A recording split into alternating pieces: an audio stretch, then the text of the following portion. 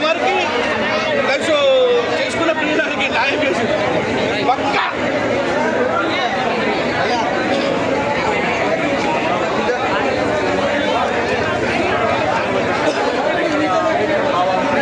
Cinema అంటే cinema అన్న, సంక్రాంతికి వస్తున్నాం. సినిమా 2025లో ఒక 10 సంవత్సరాల చరిత్ర నిలబడిపోతుంది భయ సినిమా.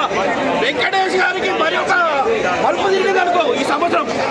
సినిమా చిప్పి చిప్పి చిప్పి పడేసి మొత్తం ఏది లేదని లేదు, అన్నీ ఉన్నాయి సినిమాలో, అన్ని ఎలిమెంట్స్ ఉన్నాయి, అన్ని యాక్షన్ ఉంది, కామెడీ ఉంది, ఫ్యామిలీ ఉంది.